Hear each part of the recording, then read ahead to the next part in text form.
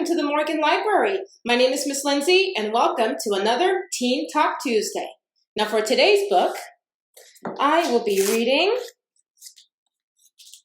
Shadow and Bone, and the author is Leigh Bardugo. Now if this name sounds familiar, Shadow and Bone has been turned into a Netflix series. Here we go.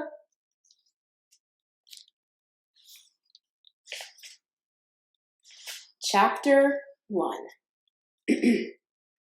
Standing on the edge of a crowded road, I looked down on the rolling fields and abandoned farms of the Tula Valley and got my first glimpse of the Shadowfold. My regiment was 2 weeks' march from the military entrapment in Polysnavia? Yeah. And the autumn sun was warm overhead, but I shivered in my coat as I eyed the haze that lay like a dirty smudge on the horizon. A heavy shoulder slammed into me from behind. I stumbled and nearly pitched face first into the muddy road. "Hey," shouted the soldier, "watch yourself." "Why don't you watch your fat feet?" I snapped, and took some satisfaction from the surprise that came over his broad face. People, particularly big men carrying big rifles, don't expect lip from a scrawny thing like me. They always look a bit dazed when they get it. The soldier got over the novelty quickly and gave me a dirty look as he adjusted the pack on his back, and then disappeared into the caravan of horses, men, carts, and wagons streaming over the crest of the hill and into the valley below. I quickened my steps, trying to peer over the crowd. I'd lost sight of the yellow flag of the surveyor's cart hours ago, and I knew I was far behind. As I walked, I took in the green and gold smells of the autumn wood, the soft breeze at my back. We were on the Vai, the wide road that had once led all the way from Alta to the wealthy port cities of Ravka's western coast. But that was before the Shadowfold. Somewhere in the crowd, someone was singing. Singing? What idiot is singing on his way into the fold? I glanced again at the smudge on the horizon and had to suppress a shudder. I'd seen the Shadowfold on many maps, a black slash that had severed Ravka from its only coastline and left it landlocked. Sometimes it was shown as a stain, sometimes as a bleak and shapeless cloud. But then there were the maps that had just showed the Shadowfold as a long, narrow lake and labeled it by its other name, the Unsea, a name intended to put soldiers and merchants at their ease and encourage crossings. I snorted. That might fool some fat merchant, but it was little comfort to me. I tore my attention from the sinister haze hovering in the distance and looked down on the ruined farms of the Tula. The valley had once been home to some of Ravka's richest estates. One day, it was a place where farmers tended crops and sheep grazed in green fields. The next day, a dark slash had appeared on the landscape, a swath of nearly impenetrable darkness that grew with every passing year and crawled with horrors. Where the farmers had gone, their herds, their crops, their homes and families, no one knew. "Stop it," I told myself firmly. "You're only making things worse.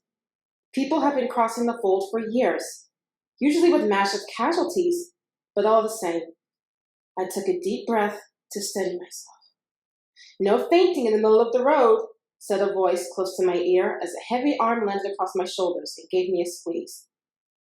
I looked up to see Mal's familiar face, a smile in his bright blue eyes as he fell into step beside me. "Come on," he said. "One foot in front of the other. You know how it's done." "You're interfering with my plan." "Oh, really?" "Yes. Faint, get trampled, grievous injuries all around." "That sounds like a brilliant plan." But if I'm horribly maimed, I won't be able to cross the fold." Mal nodded slowly. "I see. I could shove you under a cart if that would help." "Well, think about it," I grumbled, but I felt my mood lifting all the same. Despite my best efforts, Mal still had that effect on me. And I wasn't the only one. A pretty blonde girl strolled by and waved, throwing Mal a flirtatious glance over her shoulder. "Hey, Ruby," he called. "See you later?" Ruby giggled and scampered off into the crowd. Mal grinned broadly until he caught my eye roll. What? I thought you liked Ruby. As it happens, we don't have much to talk about, I said dryly. I actually had liked Ruby, at first. When Mal and I left the orphanage in Karamzin to train for our military service in Polysnaya, I'd been nervous about meeting new people. But lots of girls had been excited to befriend me, and Ruby had been amongst the most eager. Those friendships lasted as long as it took me to figure out that their only interest in me lay in my proximity to Mal. Now I watched him stretch his arms expansively and turn his face up to the autumn sky, looking perfectly content. There was even, I noted with some disgust, a little bounce in his step. What is wrong with you? I whispered furiously. Nothing, he said, surprised. I feel great. But how can you be so jaunty? Jaunty? I've never been jaunty. I hope never to be jaunty. Well then, what's all this? I asked, waving a hand at him. You look like you're on the way to a really good dinner instead of possible death and dismemberment. Mal laughed. You worry me too much. The king sent a whole group of Grishapiros to cover the ships, even a few of those creepy heart treaders. We have our rifles, he said, patting one on his back. We'll be fine. A rifle won't make much difference if there's a bad attack. Mal gave me a bemused glance. What's with you lately? You're even grumpier than usual, and you look terrible. Thanks, I groused. I haven't been sleeping well. What else is new? He was right, of course. I had never slept well. It had been even worse over the last few days. Saints knew I had plenty of good reasons to dread going into the fold, reasons shared by every member of our regiment who had been unlucky enough to be chosen for the crossing. But there was something else, a deeper feeling of unease that I couldn't quite name. I glanced at Mal. There had been a time when I could have told him everything.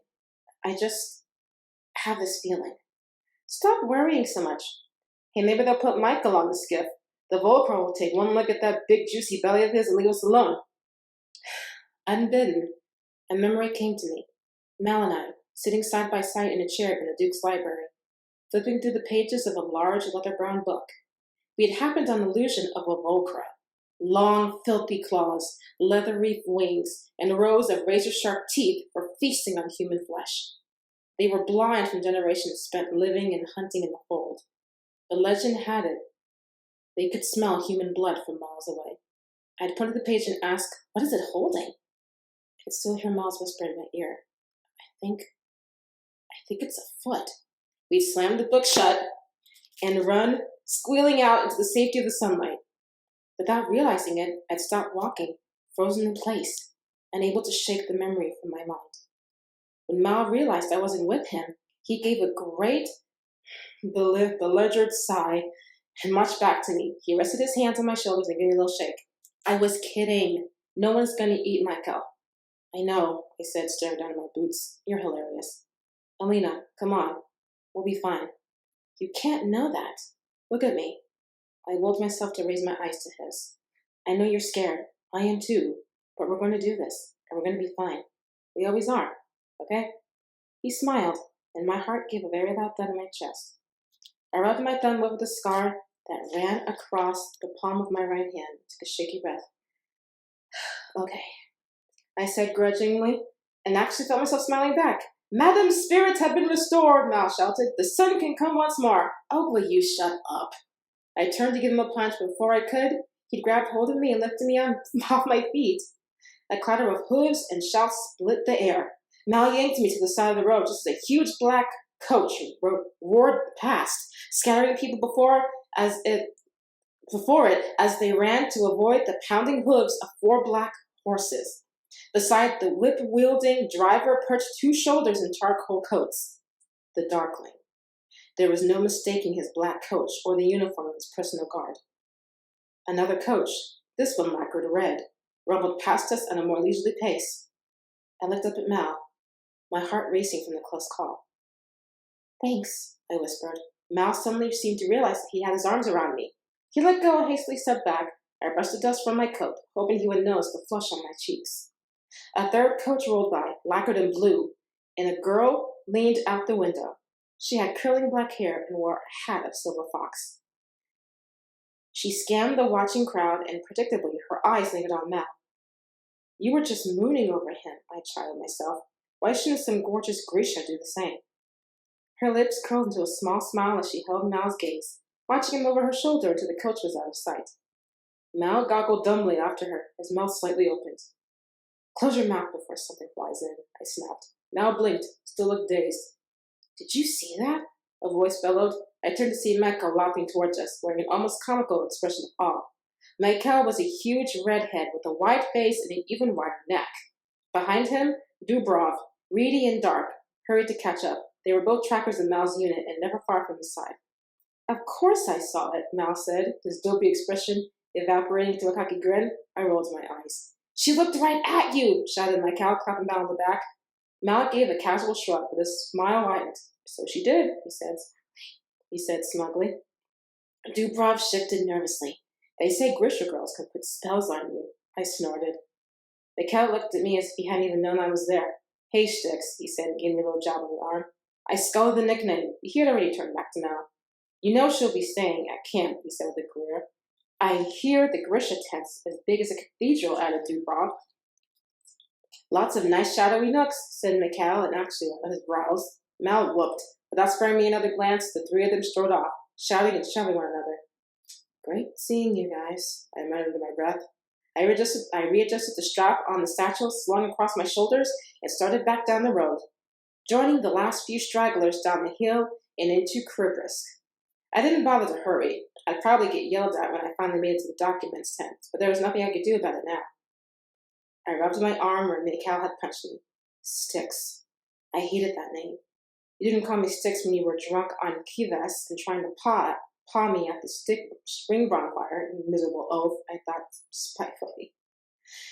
Kribrisk wasn't much to look at. According to the senior cartographer, it had been a sleepy market town in the days before the Shadowfold. Little more than a dusty main square and an inn for weary travelers on the Vai. But now it had become kind of a ramshackle port city, growing up around a permanent military encampment. The dive docks where the sand skiffs waited to take passengers through the darkness to West Ravka. I passed taverns and pubs and what I was pretty sure were brothels meant to cater to the troops of the king's army. There were shops selling rifles and crossbows, lamps and torches, all necessary equipment for a trek across the fold. The little church with its whitewashed walls and gleaming onion domes was in surprisingly good repair, or maybe not so surprising, I considered. Anyone contemplating a trip across the Shadowfold would be smart to stop and pray. I found my way to where the surveyors were billeted, deposited my pack on a cot, and hurried over to the documents tent. To my relief, the senior cartographer was nowhere in sight, and I was able to slip inside unseen. Entering the white canvas tent, I felt myself relaxed for the first time since I caught sight of the fold. The documents tent was essentially the same in every camp I'd seen, full of bright lights and rows of drafting tables where artists and surveyors bent to their work. After the noise and jostle of the journey, there was something soothing about the crackle of paper, the smell of ink, and the soft scratching of nibs and brushes. I pulled my sketchbook from my coat pocket and slid into a workbench beside Alexei, who turned to me and whispered irritably, "Where have you been?" Nearly getting trampled by a darkless coach, I replied, grabbing a clean piece of paper and flipping through my sketches to try to find a suitable one to copy. Alexei and I were both junior cartographers' assistants, and part of our training, we had to submit 2 finished sketches or renderings at the end of the day. Alexei drew in a sharp breath. Really? Did you actually see him? Actually, I was too busy trying not to die. There were worse ways to go. He got started the sketch of a rocky valley I was about to start copying. Ugh, not that one. He flipped through my sketchbook to an elevation of a mountain ridge and tapped it with his finger. There. I barely had time to put pen to paper before the senior cartographer entered the tent. He came swooping down the aisle, observing our work as he passed. I hope that's the second sketch you're starting, Alina Starkov. Yes, I lied. Yes, it is. As soon as the cartographer had passed, Alexei whispered, "Tell me about the coach. I have to finish my sketches. Here," he said in exasperation, sliding one of his sketches over to me. "He'll know it's your work." "It's not that good. You should be able to pass it off as yours." Now there's the Alexei I know and tolerate. I grumbled, but I didn't get back the sketch. Alexei was one of the most talented assistants, and he knew it. Alexei extracted every last detail from me about the 3 Grisha coaches. I was grateful for the sketch, so I did my best to satisfy his curiosity as I finished up my elevation of the mountain ridge and worked in my thumb measurements of some of the highest peaks. By the time we were finished, dusk was falling. We handed in our work and walked to the mess tent, where we stood in line for muddy stew ladled out by a sweaty cook, and found seats with some of the other surveyors. I passed the meal in silence, listening to Alexei and the others exchange camp gossip and jittery talk about tomorrow's crossing. Alexei insisted that I retell the story of the Grisha coaches, and it was met by the usual mix of fascination and fear that greeted any mention of the Darkling. He's not natural, said Eva, another assistant. She had pretty green eyes that did little to distract from her pig-like nose. None of them are. Alexei sniffed. Please spare us your superstition, Eva. It was a Darkling who made the Shadowfold to begin with. That was hundreds of years ago, protested Alexei, and that Darkling was completely mad. This one is just as bad. Peasant, Alexei said and dismissed her with a wave. Eva gave him an affronted look and deliberately turned away from him to talk to her friends. I stayed quiet. I was more a peasant than Eva, despite her superstitions. It was only by the Duke's charity that I could read and write. But by unspoken agreement, Mal and I avoided mentioning Karamzin. As if on cue, a raucous burst of laughter pulled me from my thoughts. I looked over my shoulder. Mal was holding court at a rowdy table of trackers. Alexei followed my gaze. How did you two become friends anyway? We grew up together. You don't seem to have much in common. I shrugged. I guess it's easy to have a lot in common with your kids, like loneliness and memories of parents we were meant to forget, and the pleasure of escaping chores to play tag in the meadow. Alexei looked so skeptical that I had to laugh. He wasn't always the amazing Mal, expert tracker and seducer of Grisha girls. Alexei's jaw dropped. He seduced a Grisha girl? No, but I'm sure he will, I muttered. So what was he like? He was short and pudgy and afraid of baths, I said with satisfaction. Alexei glanced at Mal.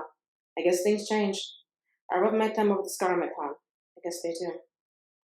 We cleared our plates and drifted out of the mess tent into a cool night. On the way back to the barracks, we took a detour so that we could walk by Grisha camp. The Grisha pavilion really was the size of a cathedral, covered in black silk, its blue, red, purple pennants flying high above.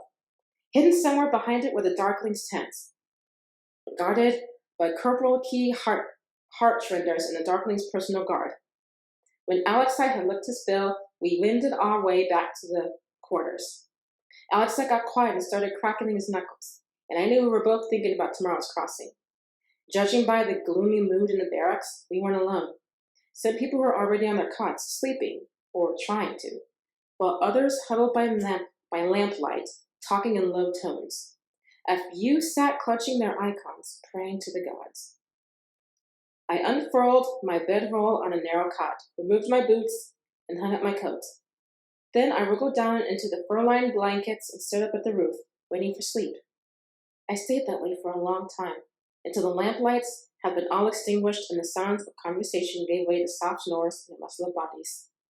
Tomorrow, if everything went as planned, we would pass safely through the West Ravka, and I would get my first glimpse of the true sea. There, Mal and the other trackers would hunt for red foxes, sea foxes, and other coveted creatures that could only be found in the West. I would stay with the cartographers of Os Curvo to finish my training and help draft whatever information we managed to glean in the fold. And then, of course, I'd have to cross the fold again in order to return home. But it was hard to think that far ahead. I was still wide awake when I heard it. Tap, tap. Pause. Tap. Then again. Tap, tap. Pause. Tap. What's going on? Mumbled Alexei drowsily from the cot nearest mine. Nothing, I whispered, already slipping out of my bedroll and shoving my feet into my boots. I grabbed my coat and crept out of the barracks as quietly as I could. As I opened the door, I heard a giggle, and a female voice called from somewhere in the dark room. If it's that tracker, tell him to come inside and keep me warm. If he wants to cast his foe, I'm sure it'll be his first stop, I said sweetly, and slipped out into the night. The cold air stung my cheeks, and I buried my chin in my collar, wishing I'd taken the time to grab my scarf and gloves. Mal was sitting on the rickety steps, his back to me. Beyond him, I could see Mikhail and Dubrov passing a bottle back and forth between the glowing lights of the footpath. I scowled. Please tell me you didn't just wake me up to inform me that you're going to the Grisha tent. What do you want? Advice? You weren't sleeping. You were lying awake worrying. Wrong. I was planning how to sneak into the Grisha pavilion and snag myself a cute corporalnik. Mal laughed. I hesitated by the door. This was the hardest part of being around him, other than the way he made my heart do clumsy acrobatics.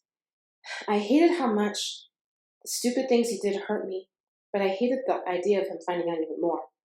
I thought about just turning around and going back inside. Instead, I swallowed my jealousy and sat down beside him.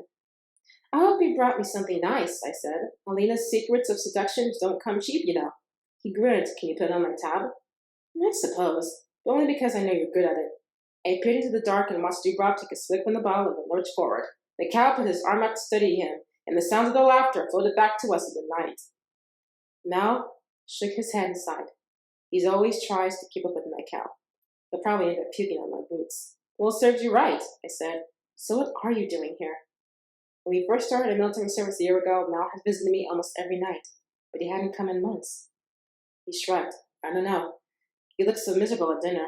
I was surprised he noticed. Just thinking about the crossing, I said carefully. It wasn't exactly a lie. I was terrified of entering the fold, and Mal definitely didn't need to know that Alexei and I had been talking about him. But I'm just very concerned. Hey, he said with a grin, I worry. If you're lucky, a worker will have me for breakfast tomorrow, and then you won't have to fret anymore. You know I'd be lost without you.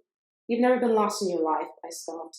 I was the map maker, but Mal can fly true north blindfolded and standing on his head.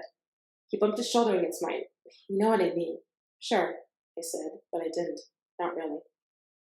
We sat in silence, watching our breath take plumes in the cold air. Mal studied the toes of his boots and said, I guess I'm nervous too. I nudged him with an elbow instead of the confidence that I didn't feel. If we can take on Anna Kuya, we can handle a few Volcra. If I remember right, the last time we crossed Anna Kuya, you got your ears boxed and we both ended up mucking out the stables. I winced. I'm trying to be reassuring. You could at least pretend I'm successing. You know, the funny thing he asked, I always miss her sometimes. I did my best to hide my astonishment. We'd spent more than 10 years of our lives in Kurazmin, but usually I got the impression that Mal wanted to forget everything about the place, maybe even me. There he'd been another lost refugee, another orphan made to feel grateful for every mouthful of food, every used pair of boots. In the army, he'd carved out a real place for himself where nobody needed to know he had once been an unwanted little boy. Me too, I admitted. We could write to her. Maybe, Mal said. Suddenly he reached out and took hold of my hand. I tried to ignore a little jolt that went through me.